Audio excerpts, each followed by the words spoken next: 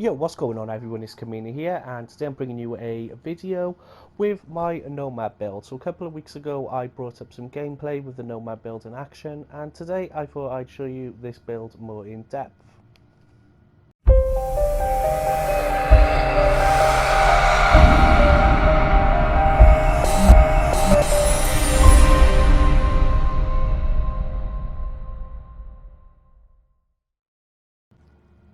Okay, so we'll start the build off on what Nomad actually is. So if we look at the path of the Nomad set bonuses, so a 2-piece item gives you 15% health on kill, 3-piece set bonus, then grants a constant small amount of healing, allowing the user to regenerate all segments of health bar during combat, so you don't basically have to wait to come out of combat for your health to regenerate slowly. And then the set piece 4th bonus, when receiving fatal damage you would instead heal to the full health, and this can occur once every 4 minutes.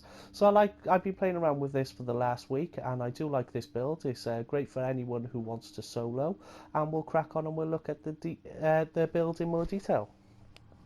So first off, if we start with the builds, we'll just quickly look at the 2 weapons that I use. I use the lightweight M4, and this has a brutal, deadly and responsive on it.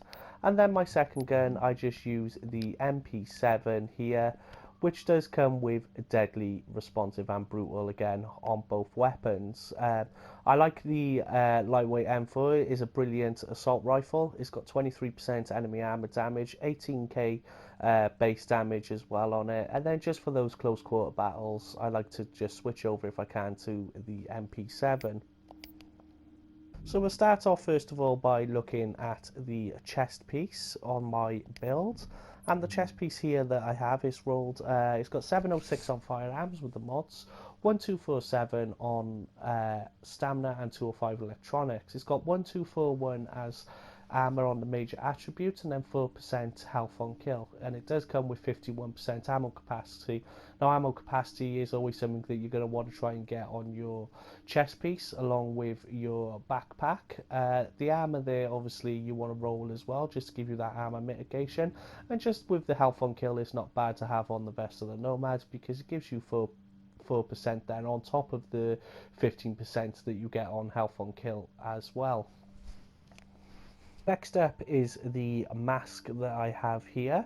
Now looking at the mask itself, it's got 1348 on firearms, 205 on stamina, and then 205 on electronics. The mask does have its major attribute as skill power, and then its minor attribute here is 9%, which is the maximum that you can get on enemy armor damage, just to help in terms of obviously that damage that you're going to be doing against NPCs or hostile agents.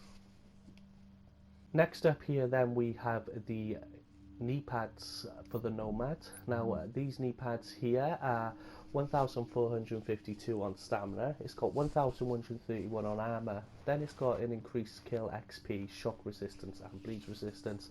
Now it's not the best in terms of its minor attributes on here, and if you can get a decent set of knee pads with stamina already rolled and armor on them, then I would probably just recommend rolling on here enemy armor damage as well on those knee pads, just to increase that percentage up. Obviously the higher you get, the more beneficial it is.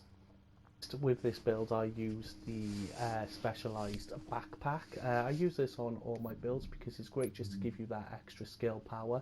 Now for anyone who doesn't know, the specialised backpack adds 200% of your firearms and stamina into your skill power. I have got armour rolled on here as its major attribute, and then an extra 48% then for ammo capacity. Next up then we have the Nomad gloves. Now the reason that I've chosen these Nomad gloves instead of the Savage gloves is you can see on here I 1205 on firearms, which is a little on the low side. You know, you probably want to try and get that up a little bit higher, but I'd always say 1200 is the minimum that you would need across the board on any stat. Now it has 1233 on assault rifle damage, 15% critical hit damage, and then 5.5% critical hit chance. Now last on this build that I use is the sturdy holster. Now the sturdy holster here does increase armor by 15% when staying in cover, or the same cover for 4 seconds. Now I have rolled armor as well on here for these, and as you can see at the moment my toughness there is at 384,944, and looking over then at the character as well in terms of his survivability, his mitigation is 53.57. But if we do go into cover here, you can see what benefit that this holster does actually have in terms of extra benefits. You can see there that my toughness has increased to 465,501, and then looking then again on the survivability, it has put up my armor mitigation to 61.60%. So this does help a lot, especially like I've said, this is a great build to have if you're looking to run solo and just want to survive more due to all the perks that you get off this build. Now I know that we don't see many nomads running around because you know, it's not the matter at the moment, and we seem to be seeing a lot more of your alpha bridge builds with a few skill builds propping up there with your Firecrest as well as your Predator builds. But like I said, this is a great build, and if you are looking for something to use other than the main ones, then I definitely recommend making a nomad build.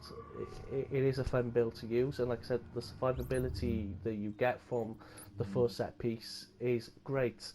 Now if you did enjoy this video, be sure to give it a thumbs up. If you didn't, then give it a thumbs down, and if you can just continue to watch the video now, I'll show you this in action and some of the solo gameplay that I've had.